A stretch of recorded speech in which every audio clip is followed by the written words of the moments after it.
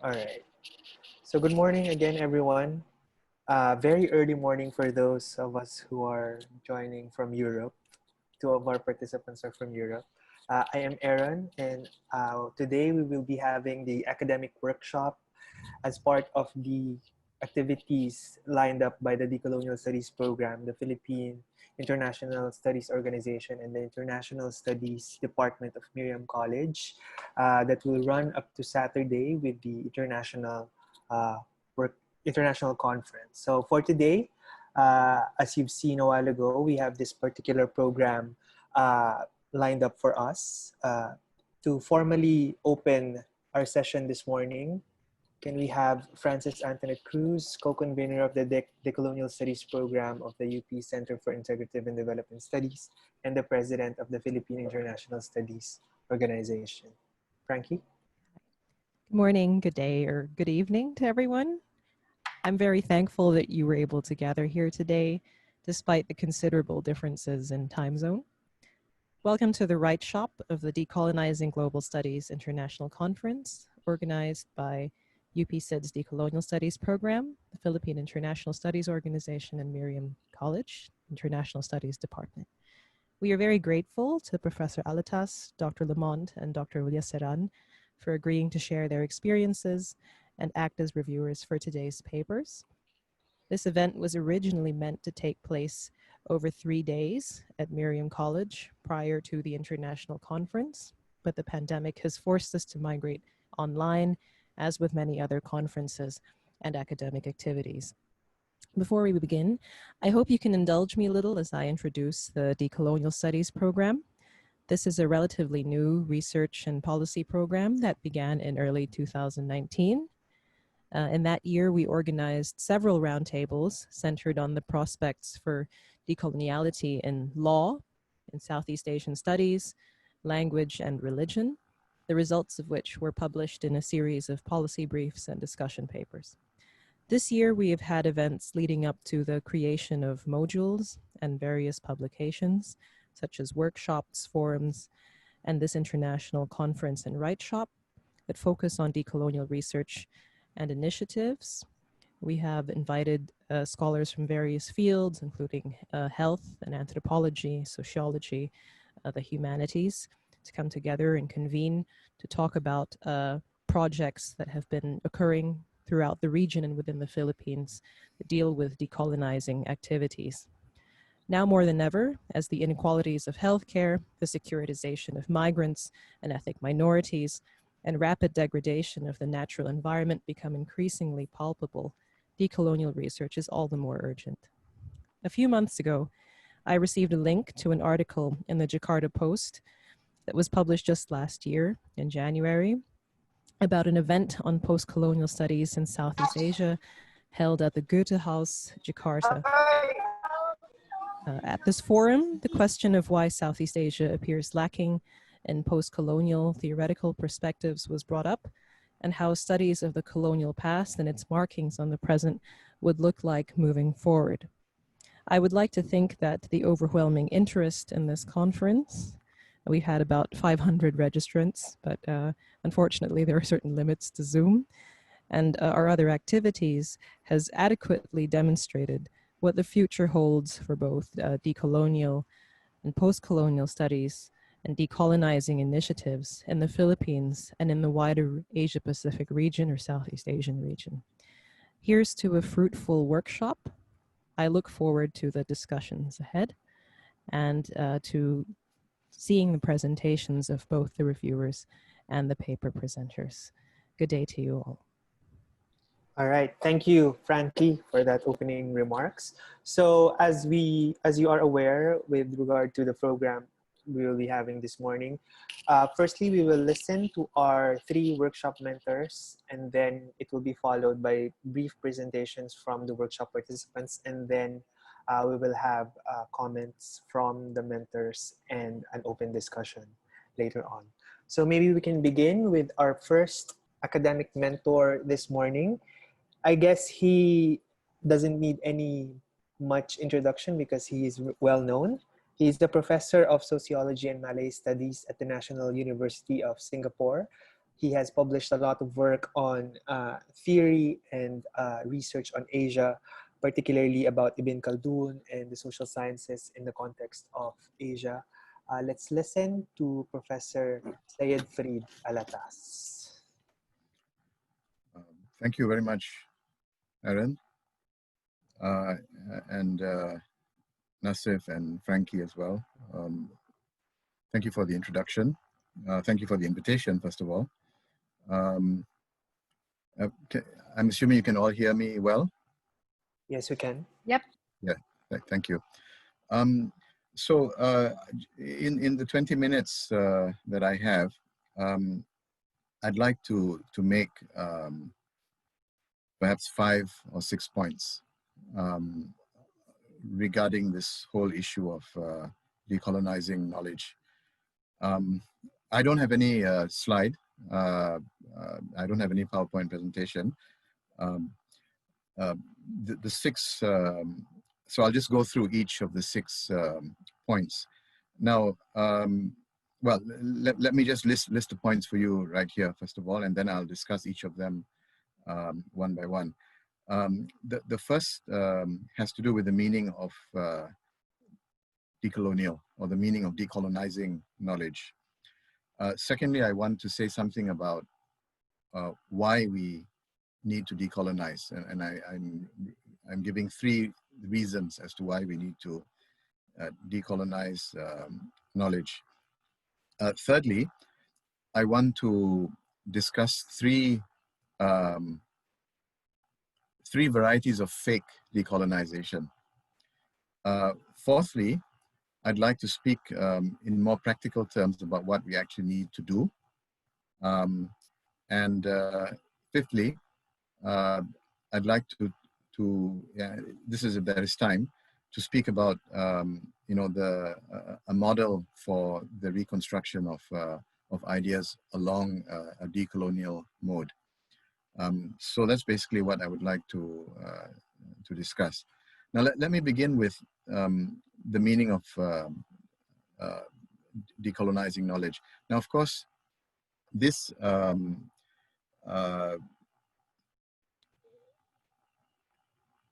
arises because of the recognition of the problem of Eurocentric knowledge, or the recognition of the problem of the continuing coloniality of knowledge.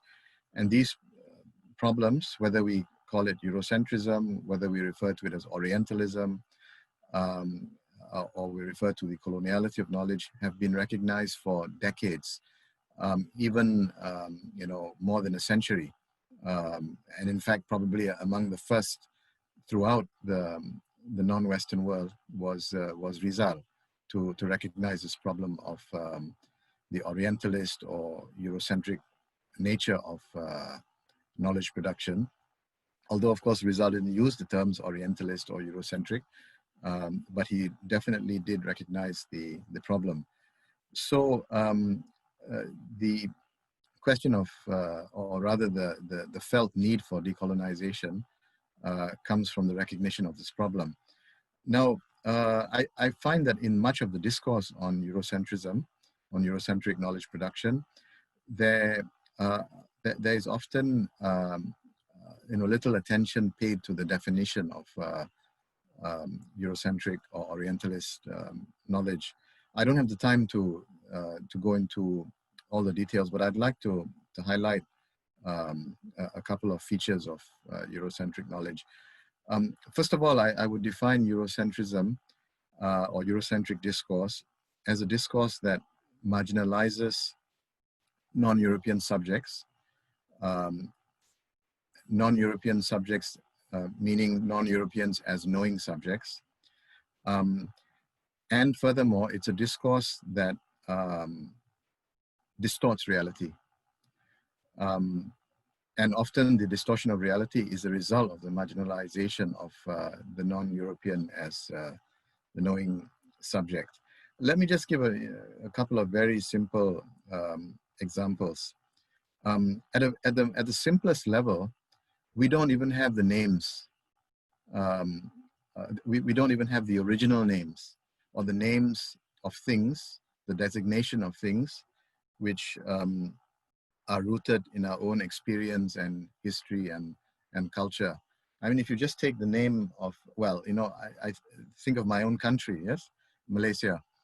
Even the name of our country is not the name that we gave to it from the very beginning.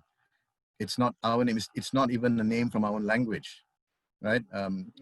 Malay is the anglicized version of Melayu, um, and Malaysia, of course, is the term or the label is the name is derived from you know, from the Greek, where, you know, where the Sia refers to islands. If you look at the name of Indonesia, the whole name has nothing to do with how the so-called Indonesians perceive themselves or understood themselves. It has, in fact, the term Indonesia has to do with some accident of discovery, I suppose. You know, the Europeans thought of the whole region as part of India, or as India, and you know, our part of India, as they understood it, was designated East Indies, and so the part that was colonized by the Dutch came to be known as East Indies, and later on Indonesia. And of course, you can say the same thing about the Philippines, right? Even Rizal, in his own work, refers to pre-colonial Philippines, which is obviously, you know, sort of anachronistic. But the problem goes beyond the lack of names. Sometimes the wrong designation, and that's why I'm saying it's a distortion, the wrong designation sometimes reflects a distorted understanding of reality. I would just like to give you a very simple example. You know, as you know, in history between the 11th and 13th centuries, there was a series of wars between the Europeans and the people who lived in Palestine and adjacent areas. And those series of wars are universally referred to as the Crusades. Now, the common understanding is that, well, the Crusades, referring to the sign of the cross, that these wars were wars between Islam and Christianity, and that is the common understanding. Very few people realize that understanding of these wars as a war between Islam and Christianity was a European perspective. It certainly wasn't the perspective of the Muslims and Christians and Jews who lived in Palestine and around Palestine. And in fact, the Muslims never used the term Crusades until the 19th century, which was largely due to the westernization of education, of the education systems, in fact, throughout the world.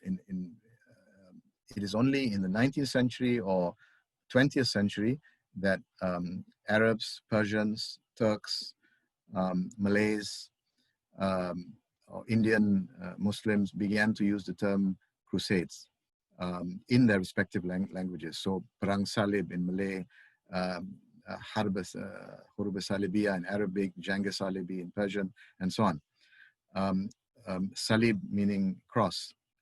But these were not the terms used much earlier by the Muslims, simply because the Muslims didn't regard the war as those wars as between Islam and Christianity, because they were conscious of the fact that you know, the Europeans were capturing, conquering land which also belonged to Christians and to Jews, and they were also conscious of the fact that the European so-called Crusaders, on their way to Palestine, did kill and you know, move against non-Catholic Christians, Eastern Christians, for example. So the perception, and if you look at the early, say, eyewitness accounts of the Crusades um, by Muslims, written in Arabic, for example, you find that the reference to the Europeans was, they referred to Europeans as Franks rather than Christians, and the term crusade was never used. So this is just an example of how a term crusade reflects a distortion, and attributes a certain meaning and a certain understanding to Muslims that was never there to begin with. And I think we can find so many examples of how terms reflect a distortion of our understanding and attribute certain understandings to subjects that were not actually there.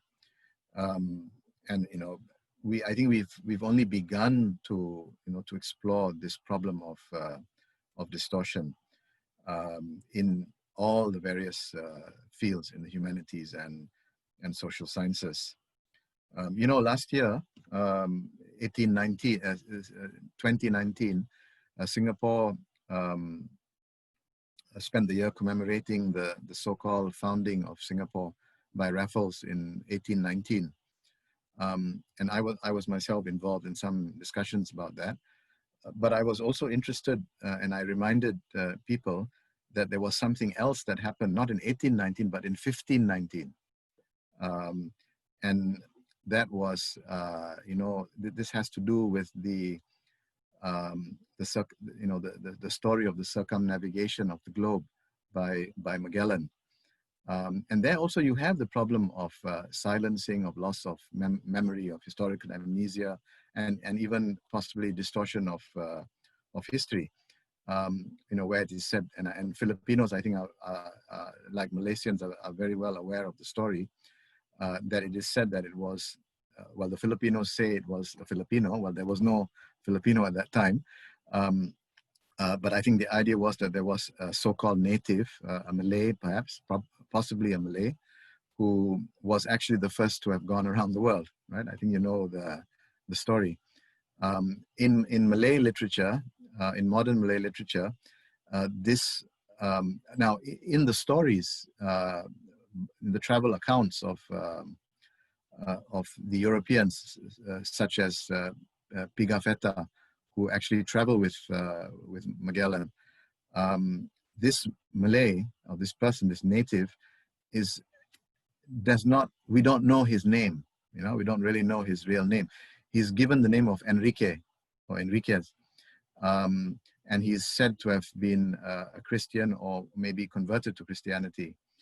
And we know very little about him from the accounts, but what we know is that he spoke Malay. He acted as a translator for the Europeans. He was knowledgeable about the trade routes and could advise them on, in terms of navigation. But in a novel written by Harun Aminur Rashid from Malaysia in the 50s, he gives a name, a Malay name, Panglima Awang, to Enriquez, and tries to sort of, through imagination, through a poetic, device, through the novel, to reconstruct the history in what we would call a decolonial way. For example, giving a name to this man, giving him some agency, not referring to him, simply as a passive individual, but an actor in his own right who determined his own destiny. For example, Magellan takes Panglima Awang to Europe, to Portugal, and to Spain, and that is according to the historical accounts. But in the novel, Panglima Awang resists the advances of Magellan's sister, is not seduced by her, but instead remains faithful to his wife or his lover, who remained in Malacca, because Panglima Awang is said to have come from Malacca. So here you have, in the 1950s, an early attempt to decolonize knowledge. Of course, in the case of the Philippines, the distortion of reality is not only reflected in terms of names, but in terms of the descriptions. Rizal, was very concerned with the ways the Spaniards distorted the reality of Filipinos by referring to them as intrinsically, inherently lazy, as lacking in civilization, and that is why Rizal turned to the study of pre-colonial history. Basically, this is what I think this has to do with the whole meaning of decolonizing knowledge. Now, let me come to the second point. Why do we need to decolonize? Now, I think there are at least three reasons. One is that, now the three reasons are epistemological, aesthetic, and political.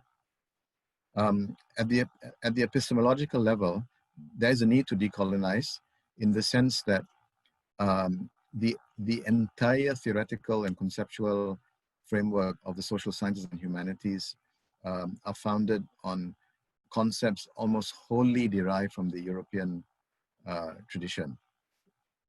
Now that in itself is not a problem, but it becomes a problem when the potential of deriving concepts and ideas from other traditions are not considered, right? So that is, I think, an epistemological reason to decolonize. For example, in the Malay world, particularly in the Malay Peninsula and Sumatra, there are notions of migration captured by the Malay term merantau, which have been known for centuries, but never made it into the social sciences, into anthropology or sociology as concepts of migration. And the idea of merantau, differs from, it refers to a specific form of migration in which people leave from an ancestral village or area, but remain in the general cultural area. So, for example, they remain in the Malay world. So, moving from Padang in Sumatra to Malacca or Negeri Sembilan in the Malay Peninsula in Malaysia would not be considered as migration in the way we usually understand it in sociology. It would be considered as merantau. Whereas if somebody moves from Sumatra to Istanbul or to Makkah in Arabia, that would be referred to as hijrah, not merantau, because he's leaving his cultural area. So the term merantau is not simply a translation of the word migration. It refers to a different concept of movement of people. So, epistemology is one reason why we need to decolonize. There's also an aesthetic reason, which is simply the fact that there are so many spices and ingredients and herbs out there in your own backyard. Why don't you use them, right? No problem with using oregano and thyme and rosemary, which are foreign herbs. There's no problem in using that. But why ignore your cinnamon and coriander and cumin and so on? It makes cuisine all the more richer. And thirdly, there's a political reason to decolonize, because it's not only knowledge production that is Eurocentric. The world itself is Eurocentric. The world itself revolves around Euro-America, from the language we use to the the globalized culture that we live in, the major institutions and instruments that run the world. The IMF, the World Bank, the International Monetary Fund, the United Nations, the US dollar, and so on and so forth. So there is an urgent need for alternative forms of knowledge that can help us to think about how we can live in a world in a different way. I mean, just take the example of the environment, right? The environmental situation is so serious that we need to consider for example, indigenous knowledge of how to deal or how to live with the environment, how to preserve the environment, or how to, to subsist and coexist in the environment. So there are, these very practical reasons for being interested in decolonizing knowledge. Let me just quickly say a few things about the fake alternatives, the fake types of decolonial knowledge. So I'm referring to these as, there are attempts or claims to decolonize knowledge, which actually don't end up decolonizing knowledge, and they're actually quite damaging. Now, there are three fakes. There's nativism, the nativists, the imposters, and the silencers. Yes. So the nativists are those who reject Western knowledge and who say that we should purge knowledge of its Western concepts and ideas. We should only cite non-Western thinkers, and we should only deal with, we should only use non-Western ideas and concepts. This, I think, is extremely problematic. It's ethnocentrism. It is as ethnocentric as the Eurocentrism that they are, critiquing. And I think the majority of people involved in decolonization of knowledge don't take this view, but they are nonetheless prominent in certain circles. And for those who don't think this way, it's still necessary that they realize that there is this problem of nativism. Now, the imposters, I think, are interesting because this refers to an orientation which presents its views as decolonial, but which ends up actually not being decolonial. Now, the best example that I have is from Islamic economics. So Islamic economics presents itself as providing a theory and practice of economy that's alternative to both capitalism and socialism. But in reality, Islamic economics, both at the theoretical level and at the level of practice when it comes to the Islamic banking and financial system, it ends up being a system that's fully in harmony with conventional banking system, and therefore fully in harmony with capitalism. So it ends up not only not being an alternative, but it ends up being what I would say bourgeois ideology. So I would say that Islamic economics is actually bourgeois ideology. So it's an imposter, basically. And then finally, I think our worst enemies are the silencers. People engaged in decolonial or post-colonial or alternative discourses, but who ignore or silence the work of fellow decolonial scholars. There are many examples of that, but the one that I've been looking at, working on and writing about, people in Singapore who almost totally ignore the contributions of Malay studies to decolonial discourse. When actually, if there were to be, if it is said that there was a school of decolonial thought in Singapore, it would be it would refer to the scholarship that came out of the Department of Malay Studies since 1967. Starting with the work of Syed Hussein Alatas, writing on the myth of the lazy native, the captive mind, intellectual imperialism, and so on. And his work started in the 50s, and he founded the Department of Malay Studies in 1967. And by now you have a third generation of scholars working along these lines. But that has not been acknowledged even by scholars based in Singapore. It's been acknowledged outside, interestingly enough, but not in Singapore.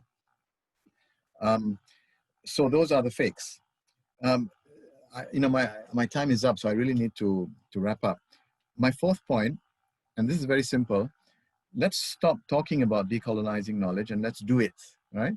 So we've been talking a lot about it and by now we have a third generation, or maybe even fourth generation. If we say that it started with Rizal, um, and perhaps there was a gap. The generation after Rizal was not involved in discourse on decolonization of knowledge, but the scholars of my father's generation, who started to write in the 50s and 60s, did talk a great deal about the problem of Eurocentrism and Orientalism throughout Asia and Africa and Latin America.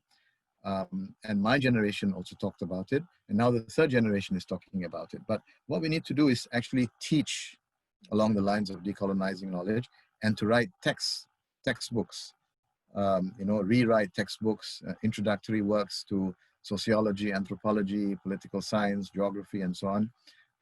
And challenge the canon, rewrite theory texts. This is the work that needs to be done. And finally, I would say that we need to think more carefully about the models that we use to reconstruct those that we consider as iconic figures, iconic decolonial figures. So, for example, and in fact, I think this is something that I may try to speak about tomorrow. For example, if we wish to reconstruct the social thought of Rizal, or if we wish to reconstruct the social theory of Tagore or Ibn Khaldun, what are what is the model, or what is the structure of theory that we can use in order to perform such a reconstruction? What are the basic characteristics or features of social theory that must be there in order to say that you can identify the social theory in the work of Rizal. For example, we might say that there must be a certain notion of a certain conception of the human being. Then there must be a certain conception or definition of society. There must be a notion of an identification of the problems of modernity. There has to be a notion of emancipation from those problems.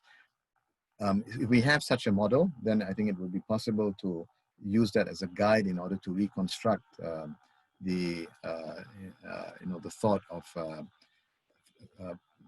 thinkers like Rizal and others whom we identify as exemplars for decolonial social science. So I think we need to work, rather than keep harping on the problem of decolonial, of the problem of Eurocentrism. We need to move forward in terms of actually doing the decolonizing. I'm not saying that we shouldn't talk about intellectual imperialism or academic dependency or define Eurocentrism. That needs to continue, because people need to be reminded, and the next generations need to be also conscientized about the problem. But at the same time, we need to do the practical work. So I'll leave it at that, and perhaps we can talk about it later. Thank you. All right, thank you, Dr. Alatas, for those very important points that you raised, particularly about fake decolonization that has been happening. So let's move on first. Maybe we can park some of the questions that you may have for Dr. Farid, and let's raise it later during the open discussion. Let's first listen to our second academic mentor. He is an associate professor of international relations at the Tokyo International University, and he has done work on transitional justice. And he recently published a book on research methods and politics in international relations. Let's listen to Dr. Christopher Lamont. Chris. Okay. So I did have some slides, but I can go ahead and start speaking. First of all, I'd like to thank the organizers of this workshop for inviting me. It's a real pleasure to be here, and the topic also is one that is very important. I was going to say timely as well, but as Professor Alatas has stated in his presentation, these debates have been taking place for a very long time, more than decades, more than a century. And I'm going to be approaching this from a slightly different angle. And how I'm going to approach this is from the perspective of somebody who's been teaching research methods in a lot of different contexts over the years. So as mentioned, I am currently in Japan at Tokyo International University. Most of my students, however, are not Japanese because the program is we teach international relations and the program is taught in English. And most of our students are also not from the West, right? We have many students from Southeast Asia, from South Asia, from Latin America, and East Asia. And prior to coming to Tokyo a couple years ago, I was teaching research methods for another big international relations department, the University of Groningen in the Netherlands. And what I would like to do here is get into some of the reasons perhaps why we have seen so, I guess, little movement. And in relation to some of the goals of the decolonization field in relation to decolonizing knowledge. And I would start by saying just that perhaps research methodologies are one of the most compromised fields within the social sciences in relation to reproducing Eurocentricity and Western centricity in terms of knowledge. Research methods are tools that are used as gatekeepers of what is valued as knowledge and what is not valued as knowledge. And it developed within a narrow European context. And there are two countervailing tendencies that I'll talk about in my remarks, and that's kind of one tendency that seeks to impose some form of methodological unity across the social sciences and humanities, and another that's pushing kind of more towards methodological pluralism. And so how did we get to this point? And is there a way, I guess, that we can teach methods even? Like, should methods be even part of an undergraduate curriculum that would not reproduce the epistemology that Professor Altas mentioned in his presentation, that is narrow and Eurocentric? And before getting to that question, I think it was very helpful that that Professor Altas ended on mentioning that we need new introductory textbooks across the social sciences. We need new intro to international relations textbooks, to be sure. When students enroll in a class, even in Tokyo, Introduction to International Relations, most of the cases that they encounter are cases that are drawn from European history. Some texts present a foundational myth that's anachronistic, that assumes that the state system that we live in today is something that's a product of a series of treaties that were signed in Europe in 1648, right? The Peace of Westphalia, even though at that time there was no kind of concept or idea of modern statehood that even paralleled how we understand the state today, or even kind of concepts of nationalism in the way that we understand them today.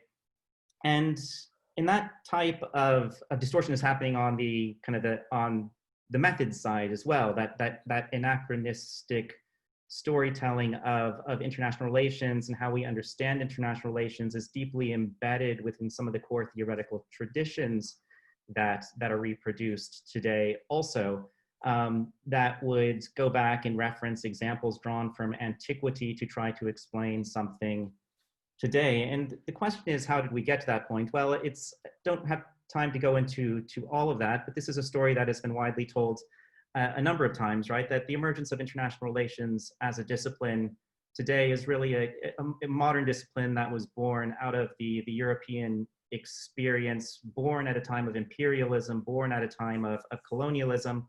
And so it was not just that it was Eurocentric, but there was an inbuilt kind of bias towards focusing on and managing of great power politics.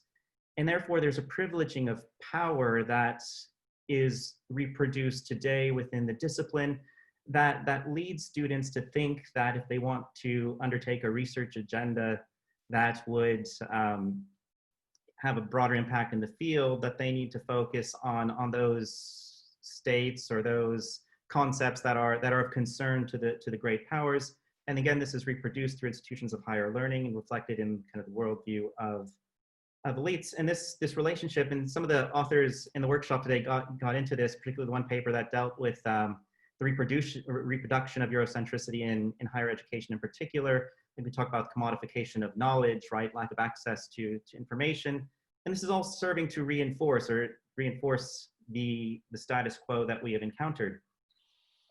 Now, to get into methods in particular, one of the challenges in terms of kind of teaching or embracing methodological plurality is that many of those who teach methods globally, right, receive training and an understanding of methods that is extremely narrow, kind of built around Kyohan, King, and Verba's Designing Social Science that was published in the 1990s, that fixates on the measuring of relationships between variables and tells us that quantitative and qualitative research should all be done for the purpose of causal inference, right? And so even from the standpoint of what these authors understand methodological plurality to be in terms of for them, pluralism would be qualitative and quantitative methods in the service of causal inference. That in itself is very narrow. But the methodological choices, when we think about methodology more broadly, we need to go beyond questions of what tools we should use in our own research. And I think it may be a helpful starting point is to think about research not in terms of methods, but in terms of the research process, right? So if we start from the point of what is the purpose of your research, and people that like Lobo Guerrero have written on kind of research as a process of wondering as a starting point. And if we do that, then we can begin to think about the types of questions we're asking and why we're asking these questions. So, for example, are we asking questions that are trying to explain a particular event? And if so, why? Are we trying to understand particular concepts and ideas? Or do we see our research purpose is primarily emancipatory? And unfortunately, the way that a lot of methods curricula are taught is that only the first option is generally encouraged as kind of a viable avenue for producing this type of kind of epistemologically positivist research within the social sciences. And this narrow view is also kind of more specifically within international relations reproduced in the view that theory should be parsimonious, right? If a theory is not aerodiagrammable, it's not a theory. People like kind of Stephen Vanavera would argue for simplicity. And again, the issue here is that in Vanavera's guide for kind of research methods in political science, what he's communicating to students is that as a social scientist, our aim is to uncover laws much like that exist within the natural sciences, again, embedded within a particular system of knowledge that have been widely critiqued elsewhere by people like Linda Tuwaisi Smith in relation to the origins of this type of thinking and what it does. And I think one of the things that we can get into in the discussion is that a lot of the papers that were presented today dealt with these fraught encounters between knowledge systems and how European knowledge systems and concepts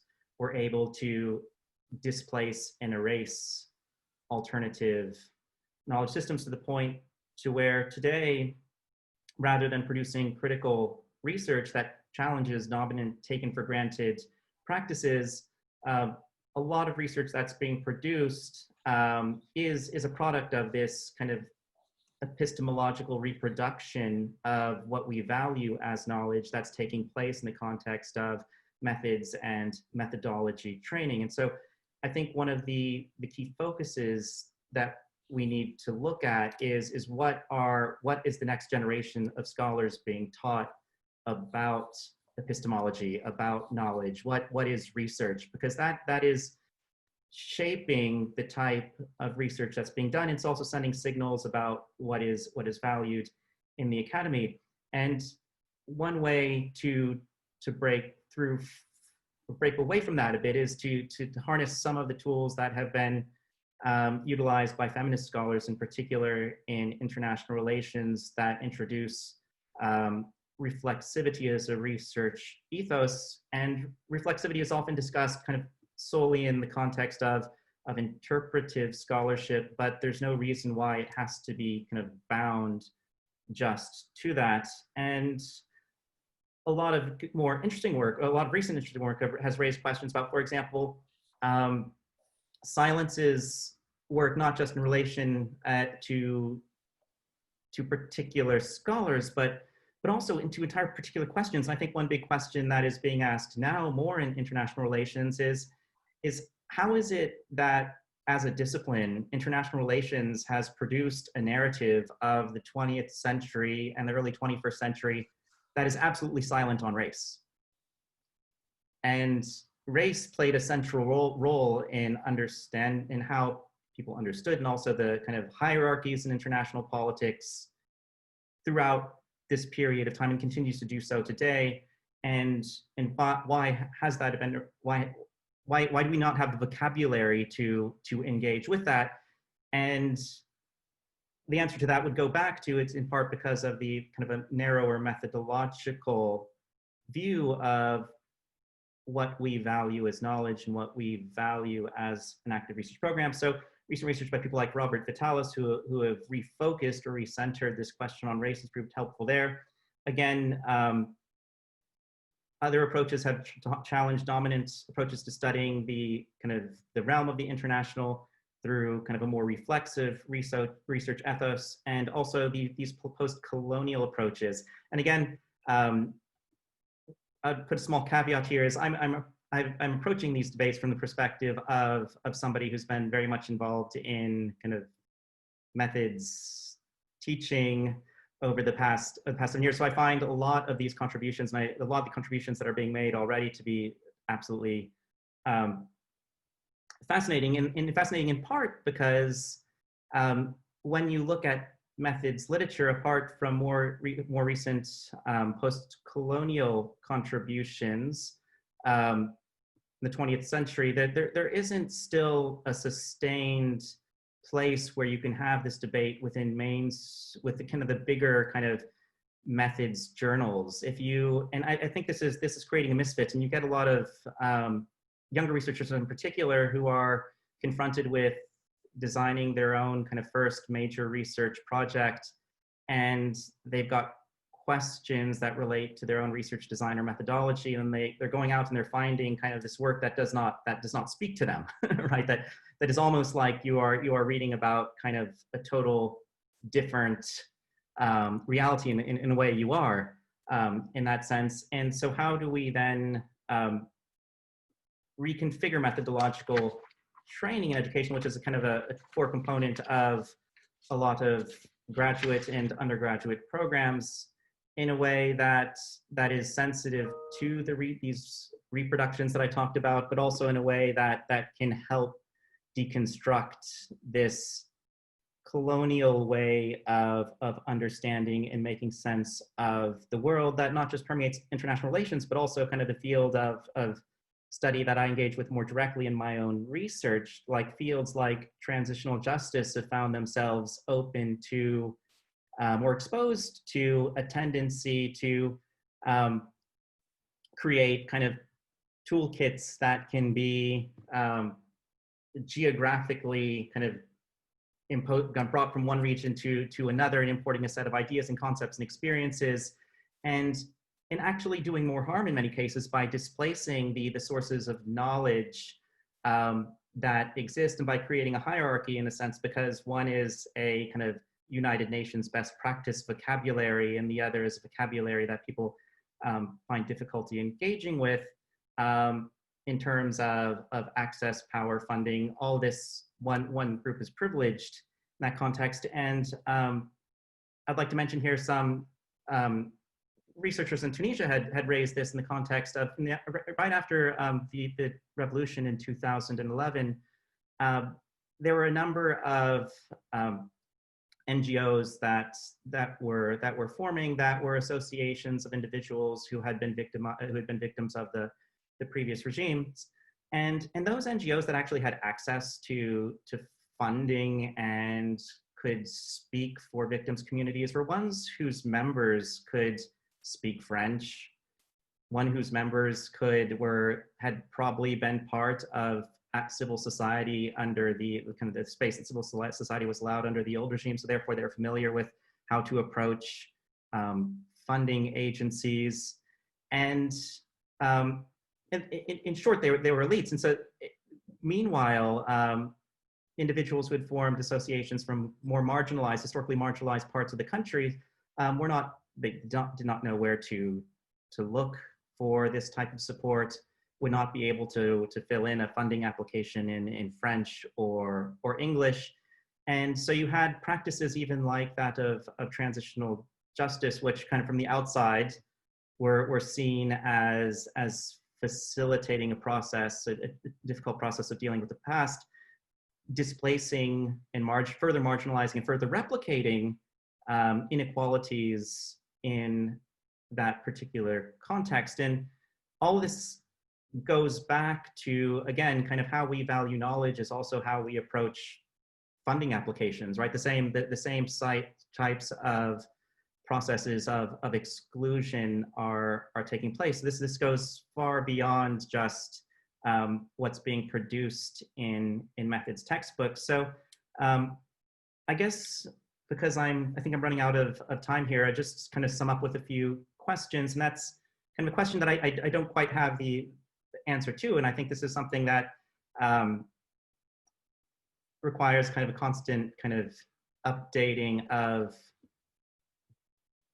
the types of curricula that are offered in this particular context. But what does methodological pluralism look like, right? Because as Professor Alatas mentioned, this is not a project of replacing one hegemonic system of knowledge, an exclusionary system of knowledge, with another hegemonic system of knowledge that does an equal amount of violence or displacement, but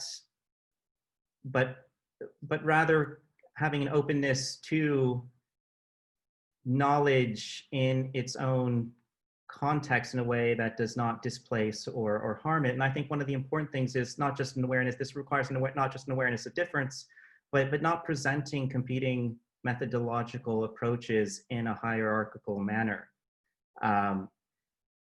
Different methodological traditions have their own internal criteria for validation. And I think this is something that people like Patrick Thaddeus Jackson write about in the context of kind of an ethos of plurality in methodology. And we shouldn't apply criteria for what constitutes good research from one methodological tradition to research that falls outside a particular approach.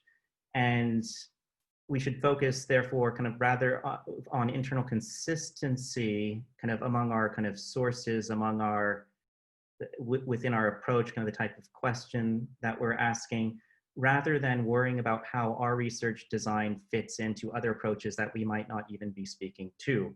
And I think the emphasis there is to be transparent on the choices that we make during the research process, but also from those of us who are involved in methods education. There's no reason to ask a researcher who is engaged in more critical research, like to identify what their independent or dependent variable is. Not every research is research that is of value is going to be research that speaks to causal inference. And so I think by cultivating plurality and reflexivity as a research ethos, we can help to prevent kind of the type of teaching that some of us do and are involved in, the writing that we're involved in, from acting as that kind of machine within the social sciences that is reproducing this system of knowledge from one generation to a next. So I think I've used my time, and I would like to I guess I'll end it there. So thank you very much. All right. Thank you, Chris, for that presentation on the importance of thinking about the research process this time around. Let's move on to the third academic mentor. She is the convener of the Decolonial Studies program, and also she teaches at the Department of English and Comparative Literature in UP Diliman, as well as serving as the Deputy Director for the UP Center for Women's and Gender Studies. Let's listen to Dr. Marie Aubrey Villaseran. Marby. Thanks, hello. Thanks, Aaron. Good morning, everyone. So I'll be talking about style and citation, stuff that you learn probably in undergrad research, and it's something that I teach as well as a professor in the English department. Hang on, I'll just put up my slides.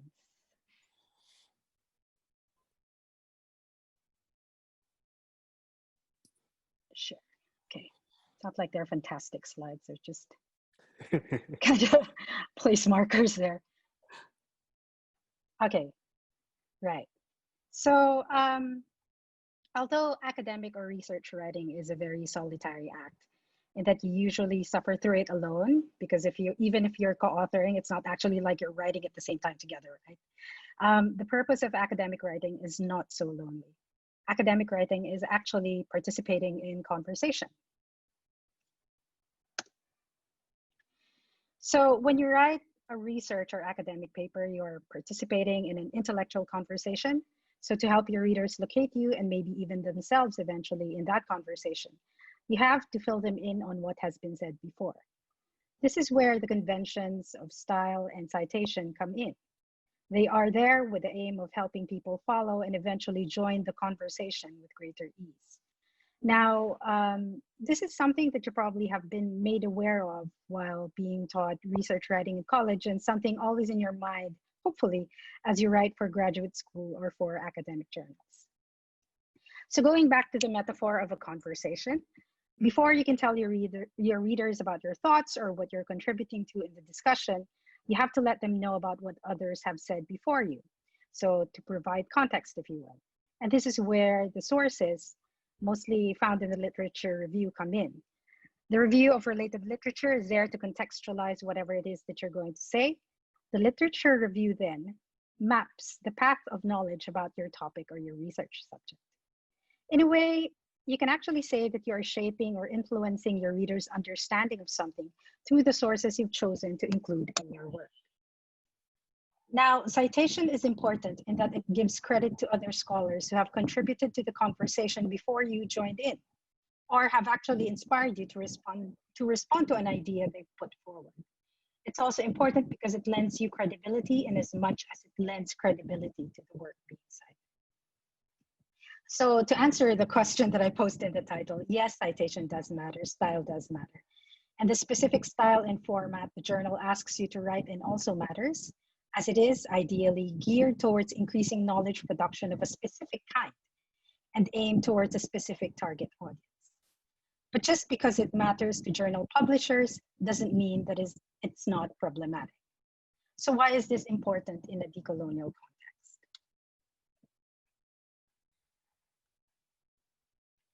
First, these conventions of style imposed by high-ranking journals are fraught with inequalities. Some of them have already been mentioned by the previous speakers, and they are usually based on Anglo or English-speaking conventions, and bilingual or bicultural scholars' Englishes are influenced by their local communicative and cultural conventions. So because of this, there will be deviations from what is considered standard academic English. Access to resources, from journal sources to disseminating research, favors global North scholars. When undergoing peer review, the experts or peers are also usually from predominantly American or Western European countries, or if from the South, or trained in the global North. Carolyn Schoaf actually talks about this at length in her paper submitted to this workshop. Also, let's consider the politics of citation. Remember when I mentioned you're the one who maps the path of knowledge for your reader through the sources that you use? So in this conversation, who are we highlighting? Who are we excluding? When we cite sources in our work, we have to practice careful and conscientious citation as we make conscious decisions about who is included and left out of the conversation. As Mott and Cockayne argue, to cite narrowly, to only cite white men, to form citation cartels, which is informal agreements between authors to continually cite one another's work, to boost impact, or to only cite established scholars, does a disservice not only to researchers and writers who are othered, but also to those who may be less familiar with the discipline, most notably our students. Dr. Alatas talked about this previously as a distortion of knowledge. Now, as authors who interrogate coloniality, I encourage you to review the reference list in your papers before you submit. Think through how many women, people of color, early career scholars, graduate students, and non-academics are cited. Who you cite will contribute to the perceived landscape of your field of knowledge or research topic. Citation is how you reproduce your discipline. By continuing to cite only those privileged voices and ignoring others, you contribute to the inequalities of knowledge production and will prohibit the development of a rich and diverse field of study. So these are just two issues to consider when writing with an awareness of the oppressions from coloniality and its continuing effects in knowledge production. And I think as decolonial scholars, these are important to recognize and challenge. Thank you. All right, thank you for that, Marby. So as you may have noticed, we organized this panel to cover several aspects of the research process. We invited Dr. Alatas to talk about the importance of thinking about theories and your epistemologies with regard to your research. We invited Dr. Lamont to share with us some insights regarding research methods. And of course, Marby, as she has talked about, we also need to take into consideration the way we present our research in relation to a particular audience and take into consideration citations and styles and all the embedded politics within these aspects as well.